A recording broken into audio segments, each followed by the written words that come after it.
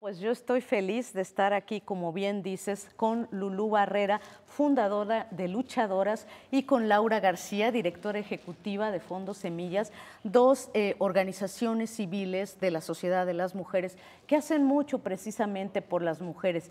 A mí me gustaría que empezáramos a hablar un poco de Fondos Semillas y después entramos al tema, Lulú, de Luchadoras y de lo que ustedes han hecho particularmente en el tema que nos ocupa hoy, que es el de acoso en las redes. Pero ¿por qué quiero empezar con Fondos Semillas, Laura? Porque ustedes acompañan a varios grupos, a varias organizaciones de mujeres, entre ellas a Fondos Semillas. Cuéntanos, por favor. Claro que sí, Irma. Mira, Fondos Semillas existe porque hay una necesidad en el mundo y en México de contribuir a la igualdad de género, y Fondos Semillas es una organización que consigue financiamiento para que justamente haya organizaciones como la de Lulú, de Luchadoras, que están combatiendo la discriminación de las mujeres en muchos temas diferentes. Una de ellas es la violencia estructural que existe en México y en el mundo en contra de las mujeres. Tremendo. Y justamente el ciberacoso es una extensión más de esta violencia estructural que existe contra las mujeres y de la cual la sociedad civil se está ocupando de combatirla a través de distintas organizaciones y de defensoras de derechos de las mujeres. Esto es muy importante lo que dices, Laura. ¿Cómo podemos englobar dentro de la violencia al ciberacoso, al acoso en las redes sociales? A ver, tú cuéntanos, Lulú. Algo que nosotras hemos visto desde Luchadoras es que tendemos a pensar que el mundo virtual no es real. Exacto. Y que existe como esta dualidad del mundo real y el mundo virtual, cuando en realidad, como dice Laura, es una extensión. No es que las redes sociales operen solas estos ataques contra las mujeres, que estamos usando un discurso abiertamente feminista para luchar por la igualdad. Es que hay personas que tienen una materialidad corporal, que tienen creencias, que crecieron en esta sociedad con valores machistas, con un pensamiento patriarcal, que están utilizando estos espacios para cometer la violencia que también cometen en las calles, en las casas, en las camas contra las mujeres. Entonces es muy importante lo que dice Laura, porque justo si queremos buscar soluciones estructurales para combatir el ciberacoso, es regresar a repensar nuestras estrategias para combatir la violencia contra las mujeres en general. Hemos visto, por ejemplo, cómo algunas plataformas tienen como mecanismos para solucionar los ataques en línea, bloquear los perfiles de los acosadores. Y nosotras decimos, bueno, es una medida paliativa para dejar de escuchar el ruido de la red, pero en realidad no estamos ahí cambiando estructuralmente las razones de las cuales surge el acoso en línea.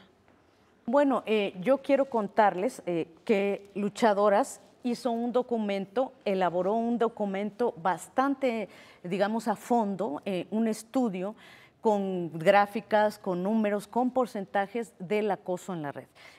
Cuéntanos un poco brevemente, Lulú, y luego quisiera que habláramos, Laura, de cómo se involucraron ustedes con Luchadoras, ustedes como Fondos Semillas.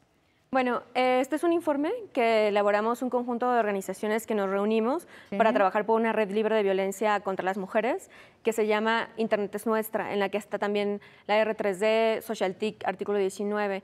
Y lo que hicimos fue reunir información que ya todas las organizaciones hemos estado documentando de manera cualitativa, puntualmente, sobre casos de ciberacoso y ofrecerlo como un primer acercamiento al estado de la cuestión del ciberacoso en el país. Aquí van a encontrar, ustedes pueden entrar al sitio internetesnuestra.mx o luchadoras.mx y descargar el informe, y van a encontrar 13 formas de agresión que hemos documentado de cómo se cometen o se perpetúan estos ataques contra las mujeres en línea, y también 6 tendencias preocupantes que observamos que han sucedido a lo largo de los últimos 2 años en el país y que son una muestra de cómo se está manifestando esta violencia en el espacio digital. Antes de que nos digas cuáles son estas 6 tendencias, me gustaría, Laura, que ahora tú nos dijeras cómo ustedes como Semillas se involucran con Luchadoras, qué opinan de este informe, qué tan importante, ustedes que trabajan con temas de violencia en general contra las mujeres, qué tan importante es que nos estemos dando cuenta que el acoso en las redes es violencia también. Sí, mira, Irma, en realidad el tema de violencia contra las mujeres ha estado por mucho muy invisibilizado y gracias a las organizaciones de defensoras de las mujeres son las organizaciones las que han estado posicionando el tema y han estado presionando para que el Estado actúe y responda. Entonces, lo que es importantísimo de este informe que hace Luchadoras, y Semillas está atrás como la financiadora que apoya que se hagan este tipo de acciones, es justamente porque Luchadoras trae a la luz algo que debería de haberse sistematizado desde hace mucho. Es decir, la violencia a las defensoras no nos sorprende nada, la violencia lleva existiendo desde hace mucho, lo que pasa es que no está sistematizada y cuando el Estado sí toma esfuerzos para sistematizarlo, el enfoque de género no existe. Entonces, es súper importante que organizaciones como la de Lulú, Luchadoras, tengan el financiamiento disponible que les trae Semillas para que justamente saquemos a la luz este tipo nuevo de violencia, nuevo en el sentido de que es un espacio que antes no se conocía, pero justamente lo interesante de la violencia es que se va manifestando conforme el mundo va avanzando. Entonces, ahora ya existe violencia política porque las mujeres empiezan a participar políticamente en la sociedad. Entonces, ya existe esa nueva forma de violencia. ¿Quiénes son las que están empezando a tipificar estos tipos de violencia? Es la sociedad civil antes y primordialmente. Después el Estado empieza a responder con políticas públicas. Pero lo que se me hace importantísimo destacar es que sin este empuje de la sociedad civil difícilmente tendríamos una regulación apropiada del tema, porque el tema está invisibilizado justamente porque estamos en una sociedad patriarcal que todavía no reconoce la violencia de género como lo debería de reconocer. Y creo que lo que es muy destacable de este informe es que no está revictimizando a las víctimas de hostigamiento sexual o de hostigamiento en las redes, justamente porque toman un enfoque feminista o un enfoque de género para abordar el tema del ciberacoso. El ciberacoso es importantísimo abordarlo de esta forma porque de otra forma lo que estaríamos haciendo es impedir que las mujeres tengan voz en este espacio importantísimo que es la Internet. Y sería peor exactamente, todavía, ¿no? Porque justamente de lo que se trata el ciberacoso es de apagar la voz de las mujeres. Y lo que necesitamos es ver de qué manera se soluciona sin silenciarlas, porque silenciarlas es una forma más de violencia. Básico esto que dices, Laura. Y en ese sentido, Lulú, háblanos de estos 6 tipos de ciberacoso que ustedes han identificado. Sí, bueno, para nosotros es muy importante que esta información llegue directamente a las mujeres para que puedan ver esta tipología de 13 formas de agresión y reconocer su experiencia, porque nosotras sabemos, bueno, Laura, que 2 pasos fundamentales para reconocer, actuar y erradicar esta violencia, cualquier forma de violencia, es primero conocer cómo está sucediendo, nombrarla, decir esto es violencia y tiene estos efectos, y a partir de ahí como proponer acciones. Entonces lo que queremos es que esos 13 tipos de agresión sean una herramienta para las mujeres para reconocer su experiencia y legitimarla, porque muchas veces esta forma de violencia se dice que se tiende a desestimar y a decir que no tiene efectos, no tiene impactos, y en realidad queda en un segundo plano, ¿no? Identificamos además 6 tendencias principales. 6 tendencias, ¿no? son. ¿Cuáles Entonces, son? una que nos preocupa mucho es el derribo de espacios de expresión.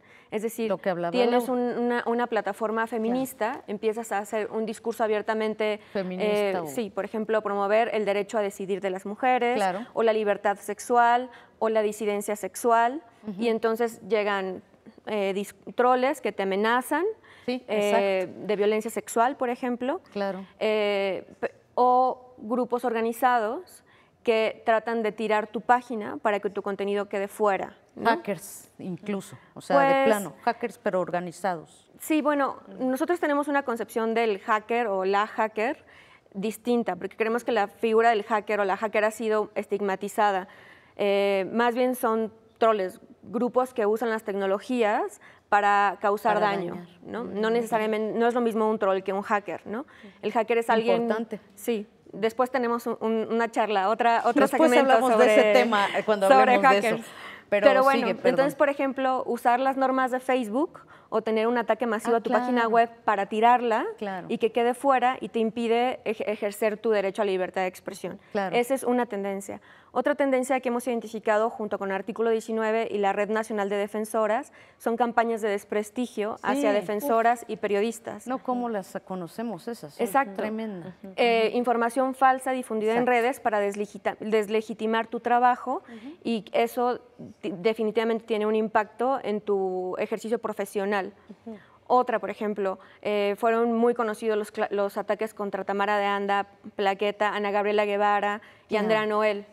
Ellas vivieron una violencia en la calle, usaron las redes sociales para denunciarla y entonces recibieron una oleada de odio virtual que también las puso en riesgo físico. Por supuesto. Porque empezaron a llegar a sus casas, a sus lugares de trabajo, ¿no?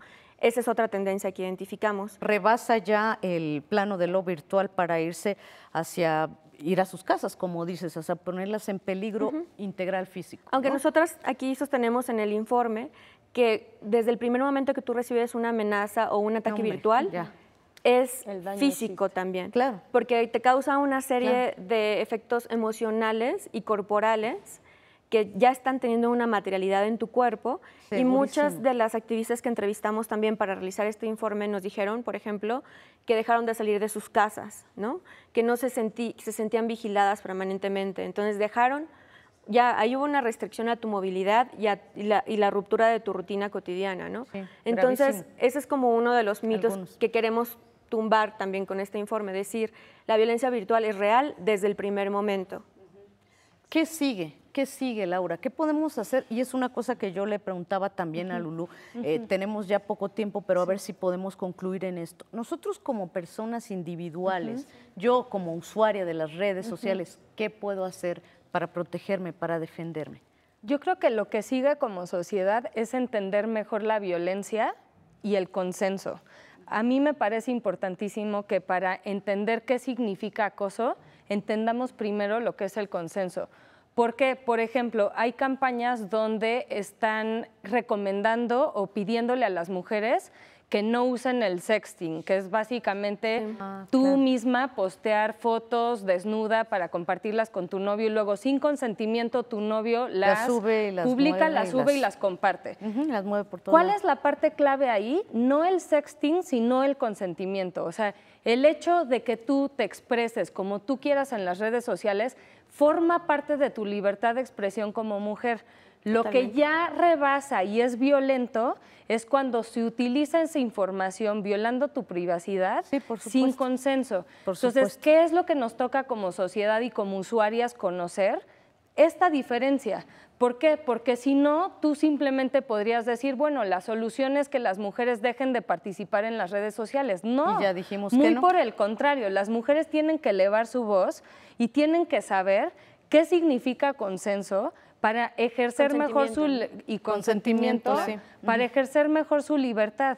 Muy bien. Justamente los hombres también les toca y al Estado también le toca conocer exactamente qué significa el consentimiento, porque ya con eso podemos entonces abordar y regularlo de una manera donde respete la libertad de las mujeres. Tenemos un minuto, Lulú.